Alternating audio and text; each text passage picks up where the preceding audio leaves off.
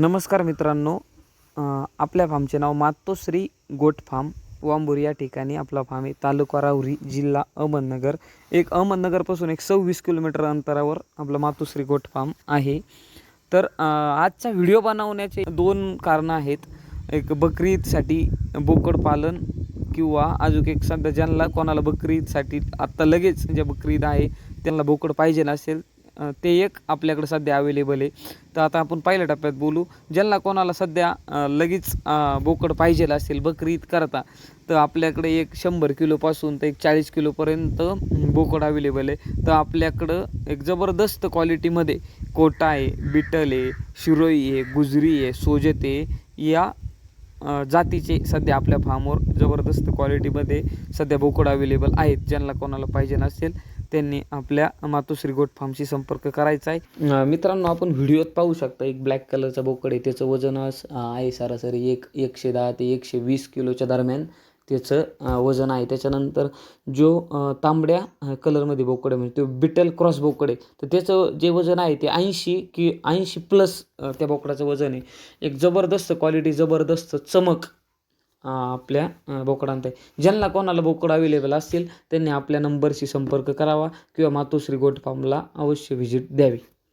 आणि अजून एक सांगायचं जर म्हणलं तर सर, जर फार्मवर आले तर त्यांना आपण पूर्ण त्यांचं मार्गदर्शन करतो आणि प्लस त्यांना आपल्याकडं बिटल जातीच्या शेळ्या आहे, त्या गाभण शेळ्या पाहायला भेटतील, त्यांचे पिल्लं पण पाहायला भेटतील. म्हणजे कुर्बानीच्या बोकड सोबत आपण बिटलचे पण आपल्याकडे फिमेल आहे ते, म्हणजे त्या पण विक्रीसाठी आहेत. त्यांच्या आपण पाठी विकतो, त्याच्यानंतर त्यांचे बकरंसुद्धा आपण विकतो. तर आपण बकरीसाठी एक 15 दिवस आधी बुकिंग केली तरी चालेल लोकांनी. त्यांना आपण एक 15 दिवसानंतर देतो. जास्तीत जास्त फक्त फार्मवर एक 3 ते 4 दिवस आम्ही बोकड सांभाळतो. त्याच्या आधी येऊन त्यांनी ते फार्मवरून घेऊन जावे. म्हणजे बकरी ईदच्या आधी एक 3-4 दिवस त्यांनी फार्मवर येऊन घेऊन जावे. तसं आपण त्यांना किलोवर पण देतो आणि नगावर पण देतो. म्हणजे काहींना जर किलोचा रेट आपला डिस्कशन होऊन जर ठरला किलोचा रेट, तर किलोच्या रेट प्रमाणे पण देतो. पण किलोच्या रेटप्रमाणे जर ठरलं तर आपण त्यांना बकरी ईदच्या म्हणजे जेव्हा ते नेणार आहे 1-2 दिवस आधी, तेव्हा आपण त्यांचं वेट गेन करतो. वेट म्हणजे आधी करून नाही ठेवत वेट गेन, मला थोडक्यात सांगायचं म्हणलं तर. आणि तर अजून जर सांगायचं म्हणलं नगावर जर झालं, त्यांना पूर्ण पट्टी उचलायची असली तर वेट गेनची सरासरी धरून तर पट्टीचा हिशोब पण लावून त्यांना बोकड अवेलेबल करून देतो. तर भविष्यात बी जर कोणाला पुढच्या कुर्बानीला जर पाहिजे असेल तर ते पण आत्ता बुकिंग करू शकतात.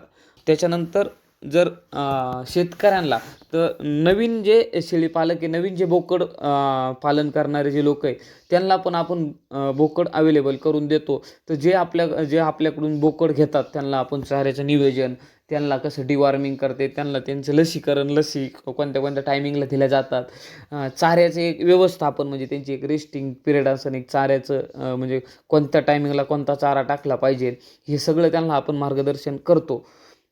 ज्यांना कोणाला सध्या फार्मवर बोकड पालन करायचं आहे त्यांच्या फार्मवर त्यांनी पण आपल्या मातोश्री गोट फार्मशी संपर्क करावा.